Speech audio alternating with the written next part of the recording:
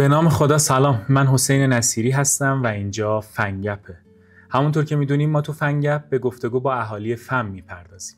این برنامه به همت پارک علم و فناوری زنجان و با همکاری همکاران من در آژانس دیجیتال مارکتینگ پارسیا ساخته شده. مهمانان امروز ما 2 تن از عزیزان حاضر توی جمع ما از استان هرمزگان تشریف آوردن و فعال در حوزه برندینگ و تبلیغات هستن. سلام خانم براهیمی، خیلی خوش آمدین. سلام، خیلی خوشبختم و خوشحال که توی استان زنجان برای اولین بار حضور دارم. سلامت باشین. خانم فتحی زاده، خیلی خوش آمدین. خیلی ممنونم، متشکرم. خیلی خوشحالم که موقعیتی پیش اومد و اینجا باشم، شهر زنجان رو ببینم، با آدماش آشنا بشم. موقعیت جالبی بود. سلامت. واسه چی اومدین زنجان هستن؟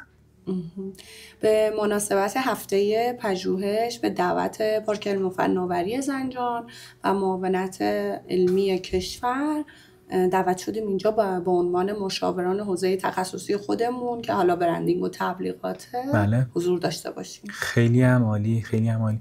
خانم فتحی زاده، تخصص اصلی شما چیه دقیقاً؟ من توی حوزه طراحی هویت بصری فعالیت میکنم، مدیر هویت بصری آژانس تبلیغاتی فرایدم. درسته. میشه به ما دقیقاً بگین که هویت بصری دقیقاً چیه؟ یه تعریف کوچولو ازش بدین. ببین، برای اینکه دقیقاً بگم هویت بصری چیه، اول نیازه که من برند رو تعریف کنم و بعد از اون بپردازم به هویت بصری. ما اگه بخوایم برند رو توی یک کلمه خلاصه کنیم و تعریف کنیم، میشه تجربه‌ای که مخاطبین یک کسب و کار از اون برند به واسطه هویتی که داره، ادراکات ذهنی که از اون کسب و کار به دست میارن و احساسات قلبی که درونشون ایجاد میشه، این تجربه رو بهش میگن برند. حالا این برند مثل یک انسان میمونه، صاحب اون کسب و کار مثل خدایی میمونه که روح میدمه به این انسان، حالا در قالب کسب و کار. لوگو میشه صورت این انسان. درست. و حالا مثلا رنگ سازمانی که ما انتخاب میکنیم براش میشه پوششش، پترنش مثلا میشه اون نقشی که روی این لباس هست. درست. و ما مثلا کنار هویت بصری هویت رفتاری داریم، هویت مفهومی داریم و هویت بصری هم بخشی از این ماجراست که ما به صورت حرفه‌ای به طراحی این میپردازیم دیگه. درسته. در واقع شما برای برندها هویت بصری طراحی. درسته. خیلی عالی. خب خانم براهیمی، چه خبر؟ در حال حاضر مشغول به چه کاری هستین؟ من میدونم که شما مؤسس و مدیر آژانس تبلیغاتی فرایده هستین در استان هرمزگان. از تجربیاتتون بهمون بگین. ما کاملا با گوش شنوا مشتاقیم که بشنویم شما چه مسیری رو طی کردین به اینجا رسیدین و به این موفقیت رسیدین. خواهش میکنم. حالا خیلی خلاصش رو بخوام توضیح بدم، من که از 18 سالگی از دوران دانشجوییم کار میکردم، حالا کارهای دانشجویی، کارهای کوچیک، اما حالا مسیری که خیلی مرتبط شد به فرایده رو اگر بخوام بازگو کنم، من نزدیک به 5 تا 6 سال مدیر فروش کارخونه تجهیزات پزشکی بودم و نقش مدیر داخلی رو هم ایفا میکردم و جرقه این که من خیلی علاقه‌مند به بحث فروش هستم از اونجا خورد. درست. و تصمیم گرفتم که ارشدم رو مارکتینگ بخونم و خب روی پایان نامم تبلیغات دهان به دهان بود و خیلی این پروسه پایان نامم طولانی شد چون خیلی مصر بودم که خودم انجامش بدم. این شد جرقه‌ای که من حالا با توجه به سابقه کاری و تحصیلاتم و کنار هم گذاشتم، بیزینس‌های مختلف و ذره ذره چک کردم و متوجه شدم که من ساخته شدم برای بیزینسی که مرتبط به روابط عمومی و آدم هاست. و شروعش هم خیلی جالب بود. من زمانی که میخواستم شروع کنم، خب همه میگفتن شما که موقعیت شغلی به این خوبی، شرایطش موقعیت اجتماعی در واقع به این خوبی، چرا میخوای رها کنی؟ میگفتم نه، من برای این کار ساخته نشدم. وقتی اومدم بیرون از اون بیزینس که حالا بیزینس خودم رو راه بندازم، تماس گرفتم با یکی از بزرگترین مشاوران کشور و یه عددی رو یادم چند سال پیش 450,000 تومان بابت 1 ساعت مشاوره به ایشون دادم. گفتم که من همچین چیزی تو ذهنمه، من میخوام با برندهای بزرگ کار کنم، من میخوام جهانی کار کنم، میخوام بیلبوردهای سطح شهر رو بگیرم، کشوری کار کنم. و هیچ وقت یادم نمیره این شخص یه پوزخندی پشت تلفن زد و گفت شما بیشتر داری رویا بافی میکنی و این چیزایی که شما میگی دست مافیاه، دست قدرتمنداست و نه الان. این صحبت مال 20 ساله و شما با این توان مالی که تازه صفری و خیلی هم مصری که من از خانواده هیچ پولی نمیگیرم، هیچ حمایت مالی از هیچ کی نمیخوام، شدنی نیست.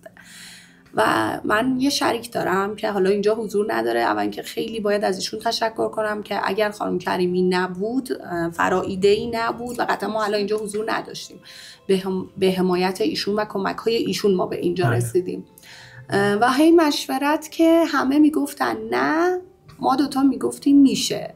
و اینکه خب یه نصیحتی که تو تمام مشاوره هم دارم به همه آدمایی که میخوان بیزینسشون رو شروع کنن، اگر به خودتون باور دارید و اون استعداد رو تو خودتون میبینید، فقط گوشاتون رو بگیرید، اصلا به حرف هیچ کسی گوش ندید. من همسرم مخالف بود، پدرم مخالف بود، همه مخالف من بودن، یعنی تنها من و خانم کریمی میگفتیم میشه. و خیلی اتفاقی کارو از یوتیوب آموزش طراحی لوگو رو شروع کردم. خانم کریمی یه واسطه 1-2-3 سالی توی یکی از آژانس‌های خوب بندرعباس فعالیت داشت و یک تجربه نیمه نصفه ای از فتوشاپ و کار تبلیغاتی داشت. ما از توی خونه این بیزینس رو شروع کردیم و به عنوان فریلنسر و خودم هم با افتخار همه جا میگم کار طراحی لوگو انجام میدادم و این استارت خورد. و حالا شاید جلوتر اگر فرصت باشه توضیح میدم که چجوری این شبکه شکل گرفت و حالا تو 3-4 سال به این قدرت رسید. بعد از اینکه حالا ما این کار رو شروع کردیم، کم کم دفتر زدیم، نیرو گرفتیم، پرسنل گرفتیم، تو حوزه‌های مختلف رفتیم. در حال حاضر فرائیده 10 تا نیروی فعال و مستقیم داره و 5 تا نیروی غیر مستقیم و خب باز هم داریم نیرو میگیریم و افزایش نیرو و استخدامی داریم مرتباً. ما توی بحث‌های آموزشی خیلی فعالیم و خب حجم بسیار زیادی، شاید بالای 200 تا امسال ما فقط دانشجو داشتیم توی تولید محتوا، اینستاگرام، ادیت، موبایل گرافی و همه این خروجی ها یا صاحبین کسب و کاری بودن که از این دوره ها برای پیشرفت کارشون استفاده کردن، یا اینکه بعد از این خروجی همشون شدن یک کارآفرین، یک صاحب کسب و کار و اینکه راه درآمدی در واقع برای خودشون داشتن و این خب خیلی برای من قشنگه. و یکی از کارهای مثبتی که فرائیده در کنار تمام کارهایی که کرده، این کارآفرینیه که شکل داده. خیلی عالی. و الانم که اینجا هم در خدمتتون. مرسی ازتون، ممنون دعوت منو پذیرفتین. شما در واقع بس بیشتر تمرکزتون روی برندینگ و تبلیغات. به همون بگین که برندینگ اصلا یعنی چی؟ وقتی صحبت از برندینگ میشه امروزه همه جام دیگه پر برندینگ، فضای مجازی همه جا میگن برندینگ. بگین اصلا برندینگ تعریفش چیه؟ بعد در گام دوم بریم راجع به سوالای بعدی صحبت کنیم. خانم فتحی توضیح خیلی خوبی راجع به برندینگ دادن و این از اینجا نشأت میگیره که ما هر جا میریم اکثر افرادی که تازه بیزینسشون رو لانچ کردن این تصور رو دارن که برندینگ یعنی لوگو. یعنی واقعا هم میگن خب یعنی ما لوگو داشته باشیم، یعنی ته دیگه خیلی خوشفکر بودنشون اینه که یعنی رنگ سازمانی داشته باشیم، در صورتی که اصلا همچین چیزی نیست. تمام موارد رو خانم فتحی اشاره کردن. ما شخصیت برند، رفتار برند، لحن برند، آوای برند و همه اینها رو مثل یک تیکه پازل کنار هم میذاریم تا پازل برندینگ شکل بگیره. تمام اون مجموعه رفتارها و ادراک‌ها و تجربیاتی که از یک محصول یا یک خدمات و یک کمپانی دیده میشه همون برندینگه. درست. و برندینگ شخصی یا تجاری حالا داستانهاشون متفاوته، ولی در واقع همون جمله‌ایه که وقتی یه شخص از یه محیط میره بیرون، آدمای اون جمع میگن فلانی همچین شخصیتی داشت، این میشه برندسازی شخصیشون. دقیقا. حالا راجع به برندسازی تجاری یه ذره متفاوت تره، راجع به برندی که صحبت میکنن، راجع به کاله چه حرفایی زده میشه، راجع به برند اپل چه حرفایی زده میشه، اون همون برندینگه. درسته، دقیقا. یعنی تصور، ذهنیت و احساسی که تو مردم ایجاد کردن میشه در واقع تجربه. درسته، این همش میشه برندینگ. دقیقا همینطوره. خیلی هم عالی. شما معمولا توی کسب و کارتون واسه یک کسب و کار دیگه یعنی چه توصیه‌ای میکنین از این جهت که من خیلی از پیج‌ها رو دیدم، مثلا صاحب یک کسب و کاری میاد تو فضای مجازی با اسم خودش همه پروفایل هاشو ایجاد میکنه، رو اون داره برندینگ میکنه. یه سری کسب و کارهای دیگه میان نه، رو برند و نشان تجاری خودشون فوکوس میکنن. آیا این یه تجویز ثابت داره؟ یعنی میتونیم بگیم نه لزوماً بایستی مثلا بری تمرکز کنی روی یک برند دیگری، یعنی یک اسم دیگری بسازی، رو اون تمرکز کنی و رو اون فرهنگ سازی کنی، یا نه با اسم شخصی خودشون هم میتونن این کارا رو انجام بدن؟ اصلا این یه جمله‌ایه که بچه‌های فرایده زیاد از من میشنون. اصلا این موضوعی نیست که ما بخوایم نسخه ای رو برای همه بپیچیم. درست. با توجه به شرایط، موقعیت، حتی اون شهری که اون شخص زندگی میکنه، سوابق، رزومه‌ای که داره، ما حالا میگیم که شما تو برندسازی شخصی موفق تری یا برندسازی تجاری. البته که آیتم های دیگر هم خیلی مهمه، اما توی چندین جلسه پی در پی متوجه میشیم که این شخص باید روی برندسازی تجاریش کار کنه یا شخصیش.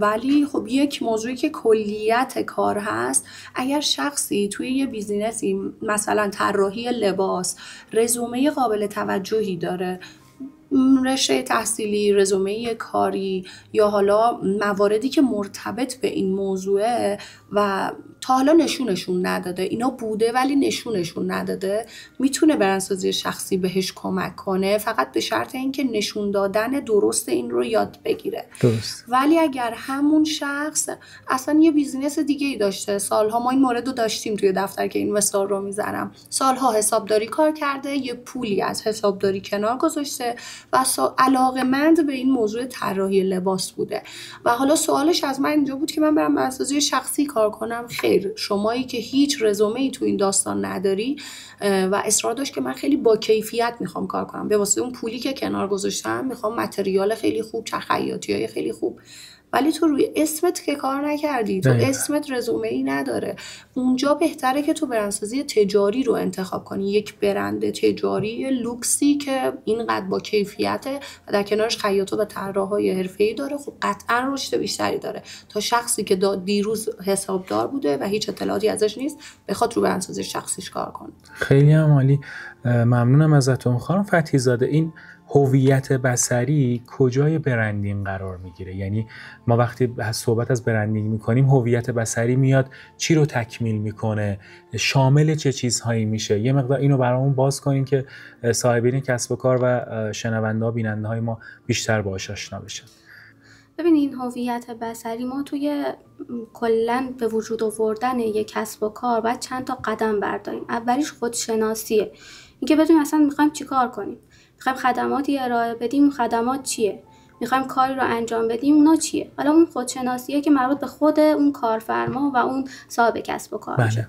بعد از اون ما مخاطب شناسی داریم که نگاه کنم ببینم مخاطبینشون کیا هستن. مثلا یه بیزینسی داخل زنجان میخواد فقط برای آقایون زنجانی این خدمات رو ارائه بده، یا نه مخاطبش کل مردم زنجان هستن، یا نه مخاطبش کل کشوره، یا نه حتی میتونه خارج از ایران رو هم مخاطب خودش قرار بده. بعد از اون محیط شناسی رو داریم، بعد محیطش رو بسنجه و متناسب با محیط اون کسب و کارش رو پیش ببره. حالا ما داخل هویت بصری کجای این مجموعه قرار میگیره؟ بعد از این 3 قدمی که برمی‌داره باید استراتژیشو بنویسه. اون خودشناسیه که ایجاد میشه تقریبا باید متوجه شده باشه که شخصیتش به چه نحوی است. مثلا برندی میاد از من مشاوره میگیره و راجع به خودش تجزیه و تحلیلی داره دیگه، یه تجزیه و تحلیل ذهنی داره. مثلا من ازش میپرسم که شما وقتی مخاطبت میاد باهات روبرو میشه چه جوری برخورد میکنی؟ مثلا به من میگه که من خیلی صمیمی هستم. پس ما صمیمی هستم، صمیمی رفتار میکنم، خیلی با مشتریم صادق هستم، گاهی اوقات حتی مثلا سود خودم رو میذارم گوشه ولی ترجیح میدم که مشتری من سودش به من ارجحیت داشته باشه، اون سود ببره، من اگه سودی نبردم ایرادی نداره. خب اینجاست که من متوجه میشم این شخصیت این برند صمیمیه. اینجا یه قسمت از هویت بصری شکل میگیره و ما میفهمیم که این هویت شخصی برندش صمیمی هست. حالا هویت بصری کجا قرار میگیره؟ ما بین ایناست دیگه، خودشناسی و مخاطب شناسی و محیط شناسی که انجام میگیره به قسمت استراتژی برند که میرسیم توی این قضایاست. ما یه بخش بود داخل برندینگ داریم، یه بخش نمود. بود ما همون خدماتیه که ارائه میدیم، نمود ما اون به نحوی که خودمون رو عرضه میکنیم. هویت بصری تو اون قسمت نمود ماست، اون جوری که خودمون رو پرزنت میکنیم در واقع. این از جایگاه هویت بصری. حالا شامل چه چیزایی میشه؟ بله ببینین از لوگو شروع میشه که صورت اون، همون من اولش گفتم که ما باید هویت رو مثل یک انسان در نظر بگیریم. بله. لوگو صورت ماجراست و مثلا رنگ سازمانی هم که گفتم مثل اون بدنه سازمان میمونه. پترن رو داریم، بعد از اون ما خب همینا رو استفاده میکنیم روی ست سازمانیشون. درست. اون باز هویت بصری چیزی که به عینه مردم میبینن و باهاش سر و کار دارن. بله. مثلا اون سوشال مدیایی که دارن، فضای مجازی که دارن، سایتشون، رابط کاربری سایتشون، فضای مجازیشون، مثلا کاور پستای اینستاگرامشون به طور مثال، هایلایتاشون، همه اینا میشه هویت بصریشون. هر چیزی که اون شرکت رو مخاطبشون با چشم میبینه درست. این میشه هویت بصری. خیلی کنار اینا هویت کلامی رو داریم، هویت مفهومی رو داریم، هویت رفتاری رو داریم. من قبلا خدمتتون گفتم ولی میخواستم اینو دوباره از این جهت عرض کنم که وقتی اون خودشناسی انجام میشه و ما شخصیت رو آنالیز میکنیم دیگه باید اون هویت رفتاری و هویت کلامی و هویت مفهومیشون رو هم با همون شخصیت پیش ببرن. مثلا برندی که تصمیم میگیره تجملاتی باشه، شخصیتش تجملاتی باشه، دیگه باید هویت رفتاریش هم همینطور باشه، هویت کلامیش هم همینطور باشه، نه به خارج از این عمل بکنه. درست. منظورت اینه یعنی مثلا وقتی رسیدیم به این که خودشناسی انجام شد و همه استراتژی چیده شد که فرض مثال هویت یک برندی صمیمیه، خب بله. چیزی که شما گفتین، بله. دیگه اینها باید مثلا تو فضای سایتشون یا خیلی عینی میخوام بگم بله. مثلا توی ویدیوهایی که دارن تو سوشال مدیا منتشر میکنن باید دوباره اون صمیمیت رو انتقال بدن. آها بله. نمیشه که یه هویتی تعریف کنی بعد بیای مثلا یه شخصیت جدی تو ویدیوها ارائه بدی. رسمی برخورد کنی. تو صمیمی هستی ولی بیای مثلا با کت و شلوار بشینی و خیلی خشک و به قول معروف عصا قورت داده با مخاطبت رفتار کنی. خب خیلی ممنونم ازتون خانم فتحی زاده. سلامت باشین. بینندگان عزیزمون هم بدونن که ما رفتیم یه استراحت کردیم اومدیم. خب خانم براهیمی عزیز شما برامون بفرمایید که لزوم ثبت برند دقیقاً چیه؟ یعنی چرا باید شرکت‌ها ثبت برند انجام بدن و تمرکزشون رو بذارن بر روی این موضوع؟ خب بذارید اینجوری جواب بدم که اگر ثبت برند انجام ندن چه اتفاقی میفته. بله. ممکنه که یک بیزینس کارشو شروع کنه و خب یک اسمی معمولاً انتخاب اشتباه رو اول من بهتون بگم. بزرگترین اشتباه اینه که وقتی میخوای یه بیزینس رو شروع کنن میرن تو گوگل سرچ میکنن، نام برندشون رو انتخاب میکنن یا دیگه خیلی خوشبینانه میرن توی لغتنامه دهخدا باز میکنن و دنبال اسم میگردن که این کاملا اشتباهه. به این علت که تعداد برندهایی که توی اداره ثبت برند ثبت شده از تعداد لغت‌هایی که توی دهخدا وجود داره بیشتره. شما یعنی اصلا لغتی پیدا نمی‌کنی به صورت معمول که بتونی ثبتش کنی. بله. قبل از شما یکی اومده ثبتش کرده تو اون زمینه. یعنی خیلی اتفاقی شاید شما احتمال مثلا 1% یک برندی رو توی لغتنامه پیدا کنی که تو اون شاخه بتونی ثبتش کنی. پس باید بری این کار رو به یک متخصص و کارشناس انتخاب نام تجاری بسپاری. بله. یا این که میتونی از یه سری از کتاب ها مثل 16 تکنیک انتخاب اسم استفاده کنی و یه سری تکنیک ها رو اونجا خیلی روون و ساده توضیح داده و شما میتونید از اون اطلاعات استفاده کنید که نام تجاریتون رو بدونید. مثلا یکی از راهکارهایی که داده این که شما میتونین حتما از اسمای ترکیبی استفاده کنید، یعنی که نیازی نیست که حتما یه اسم تکسیلابه باشه. ما اینو خیلی زیاد برای مشتریمون انجام دادیم. مثال براتون میزنم منظورم از ترکیبی چیه. مثلا ما برند اسپارگان رو توی استان هرمزگان داریم که قطعات خودرو کار میکنن. اسپار یه قطعه اصلی ماشین و خودروه که سینیه خودرو محسوب میشه که همه چی رو اون سوار میشه. بله. اسپار رو با گان هرمزگان ترکیب کردیم و اسپارگان، لوازم یدکی خودرو اسپارگان. و خب یه ذره چاشنی خلاقیت میتونید قاطی این اسما و تکنیکایی که یاد میگیرید داشته باشین که یک اسم و نام تجاری درست حسابی داشته باشید. اما مهمترین مسئله اینه که حتی اگر قصد ثبت رو هم ندارید، وقتی یک برند یک اسمی رو برای خودتون طراحی کردید خلاقانه، مرحله اولش اینه که حتما با یک کارشناس ثبت برند ازش بخواید که استعلام بگیره. استعلامش رایگانه. شما میتونید استعلام اولیه بگیرید حداقل ترین کار. بله. که این اسم مثلا کسی ثبتش نکرده باشه که من میخوام شروع کنم. این یک مرحله که خیلی‌ها نادیده میگیرن. و حالا بریم به اون اصل بپردازیم که اگر ثبت برند انجام ندن چه اتفاقی میفته. شما فرض کنید یک بیزینسی هستید. ما امروز تو مشاوره‌مون داشتیم این مورد رو. 2 سال هست داره با یک نام برندی کار میکنه خیلی قوی. محصول نوآور، فناور، محصول مورد نیاز بازار و بسته‌بندی، اسم، همه چی، فروشش رو صورت گرفته، توی مرغداری تونسته بفروشه، الان میخواد بره فروش بیمارستانی انجام بده. باگ ماجرا اینه که اومده یک اسم دقیقاً مشابه یه برند خارجی رو فارسیشو کرده داره استفاده میکنه و اصلا در جریان این موضوع نبود که شما اصلا ازشون پرسیدم شما ثبت برند انجام دادی، استعلام گرفتی؟ گفتن نه. خب حالا چه اتفاقی میفته؟ کسی که من مطمئناً میدونم این برند نمیشه ثبتش کرد، شما 2 سال زحمت کشیدی، هزینه ها کردی و تبلیغات کردی برای این اسم، مثل یک بچه 2 ساله میمونه دیگه. بعد بچه‌تو باید بذاری کنار. و خب این واقعیت تلخیه که خیلی از بچه‌ها تو مشاوره متوجه شدم که اصلاً بهش دقت نمی‌کنن. واسه همینه میگیم قدم اول. حالا فکر کنید ایشون نمیومد امروز مشاوره، چه اتفاقی میافتاد؟ 5 سال با این اسمی که نمیتونه ثبت کنه کار میکرد. بله. و بعد از 5 سال اون صاحب برند بین‌الملل میتونه ازش شکایت کنه، دلاری جریمه‌اش کنه و خب بیزینس قرار نیست تو همین سطح بمونه، قرار رشد کنه. حالا بعضی از بیزینس ها متاسفانه اتفاقای بدتر هم میفته. بازار سیاهی به وجود اومده و خیلی ها سرچ میکنن که اصلا شما تو این بیزینس که داری رشد میکنی برندتو ثبت کردی یا نه. و وقتی متوجه میشن برندتو ثبت نکردی، متاسفانه شاخکاشون تیز میشه و میرن اون برندو با یه مجوز ساده و یه عدد پایین ثبت میکنن به همون برند خودتو، میگن حالا با 200 میلیون خودت میفروشم. عجب. آره. این هم یکی از آفت‌هاییه یکی از آفت‌های عدم ثبت برنده. و حالا اتفاقای این چنینی متأسفانه ما تو استان هرمزگان شاهدش هستیم. طرف اینها رو میگم که دوستان آگاهانه و هوشیار و حساسیت کار رو متوجه بشن. ما رستوران‌های برند بزرگی توی بندرعباس داریم که خیلی معروف، خیلی هزینه شده، 7-8 سال کار شده و بعد از 7-8 سال صاحب ملک طرف رو بلند میکنه و خب میگه که ملکم رو میخوام، صاحب ملکه و خب مختار هست تو این مسئله.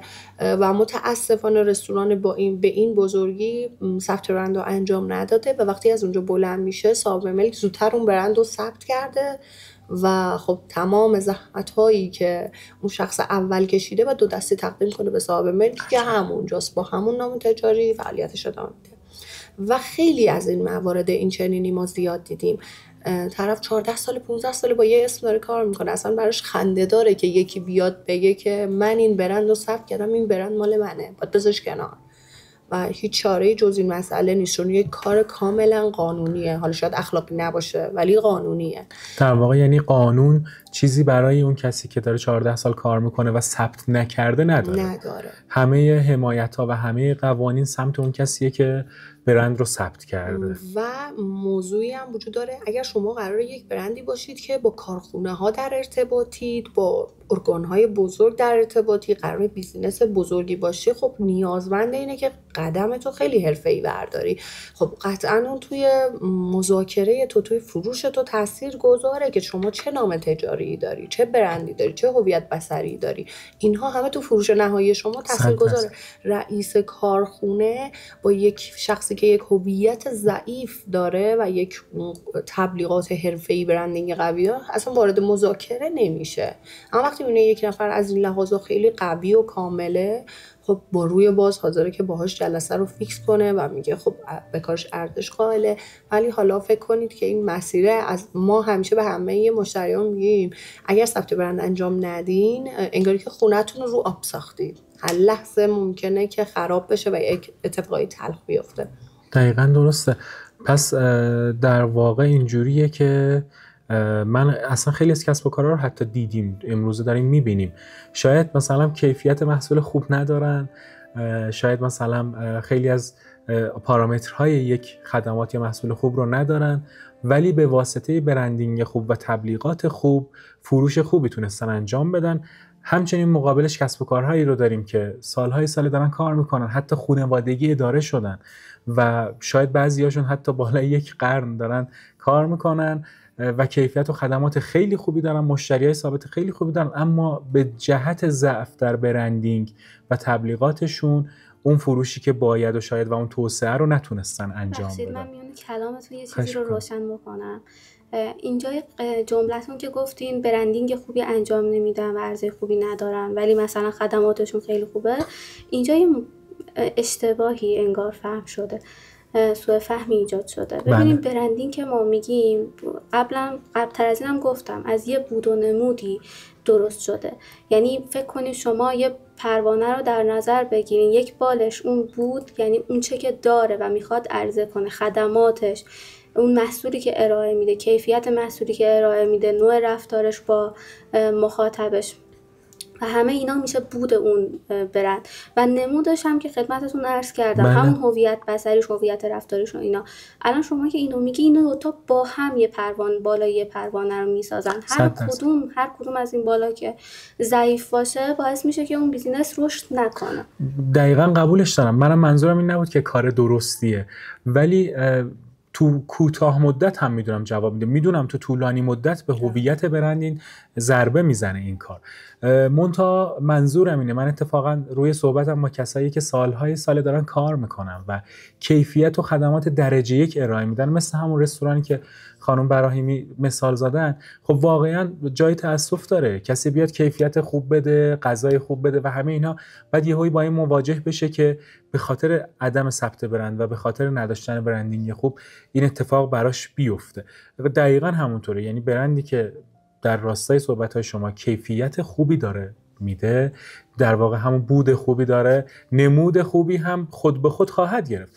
منتها خب این یه سری مسائل رو مراعات کردن باعث میشه که صاحب کسب و کار هیچ سری ضربه‌ای. من اینجا رو تصحیح کنم، نمود خوب همینجوری به وجود نمیاد تا شما تبلیغات نکنی، تا شما هویتت رو به صورت حرفه‌ای پیش نبری، نمود خوب به وجود نمیاد. مخاطب شما تا شما رو حرفه‌ای نبینه، شما نمیتونی خودت رو خوب عرضه کنی. منظورم تو اون تبلیغات دهان به دهان و اینهاست. یعنی ببین من الان دیگه اون عصر تبلیغات دهان به دهان گذشته، ما دیگه وارد عصری شدیم که دیجیتال و دیجیتال مارکتینگ خیلی حرف برای گفتن داره و کلا باید به نظر من کسب و کارها به این سمت و سو برن. خیلی عالی. اتفاقا من سوال بعدیم همین بود، جای خوبی اشاره کردیم، به جای خوبی رسیدیم. فکر میکنین الان بهره‌وری تبلیغات دیجیتال یا اصطلاحاً حالا بازاریابی دیجیتال بیشتره یا بازاریابی سنتی یا حالا شیوه های قدیمی محیطی و هر چیز دیگه، هرچند که میدونم این بسته به دوباره کار فرد ممکنه متفاوت باشه، ولی میخوام ببینم که الان مشتریان شما بیشتر از چه طیفی هستن، دنبال چی هستن و اینکه شما موضوعی بهم بگین مثلا به چه کسب و کارهای چه چیزی رو پیشنهاد میدین، یا آیا فعالیت تو فضای دیجیتال واسه همه خوبه؟ واقعا مثلا میبینیم که هر کسی تو هر کاری میاد تو فضای دیجیتال فعالیت میکنه، بعضی موقع اون نتیجه رو نمیگیره و سرخورده میشه یا میگه من هدر رفت منابع انجام دادم. بهم بگین دقیقاً فکر میکنیم واقعا واسه چه تیپ کارهایی، چه شکلی یا ارجحیت داره دیجیتاله؟ اینو برام یکم موضوع رو بازش کنید. توی تبلیغات محیطی قدیمی مدلی بود که همه برندهایی که حالا یه مقداری توان مالی داشتن خب گزینه دیگه ای نداشتن، انتخاب اول آخرشون بیلبورد بوده و اینکه حالا اگر برندشون قدرتمند بوده بیلبورد رو انتخاب میکردن. الان ما میگیم اگر که شما یک برند بزرگ و به نامی هستید و همه شما رو میشناسن و میخوای قدرت برندتو نشون بدی، اوکی میتونی از بیلبورد استفاده کنی. یا اگر خبر ویژه‌ای، تخفیف ویژه‌ای، جشنواره، اطلاع رسانی هست، بازم بیلبورد اینجا جواب میده. اما بیلبوردی که صرفاً معرفی تنها باشه، برند فلان آدرسش اینه، دیگه منسوخ شده، اون دیگه جواب نمیده. و به قول شما اصلا ما این نسخه بیلبورد رو بر هر کسی نمیپیچیم، با توجه به درآمد خالصش تصمیم گرفته میشه که این بودجه‌ای که قراره برای تبلیغات در نظر گرفته بشه اصلا چه عددیه. ما این بودجه رو بر همه، که حتی مثلا یه سالن زیبایی اینی که مثلا درآمدش انتومانه با اون یکی کاملا متفاوته راه و روش و مسیرشون. مثلا همین با توجه به مورد اون گزینه و شرایطی که وجود داره و درآمد خالصش تصمیم میگیریم که بیلبورد براش خوبه یا نه. من عادت دارم که تو مشاورات من با مثال صحبت میکنم، مثالهای عینی که بیشتر لمسش کنن. سوشال مدیا میخوام قدرتش رو بهتون بگم. ما یک برند لوازم ورزشی توی استانمون داریم که نزدیک به 10-12 سال داشت فعالیت میکرد و فعالیت به نسبت خوبی داشته. یعنی اکثر آدمایی که متوسط رو به بالا درآمدشون بوده میشناختن این برند رو و خب مشتریش بودن و خب محصولات با کیفیتی ها هم ارائه میدادن، با باشگاه ها روابط خوبی داشتن. اما چه اتفاقی افتاد؟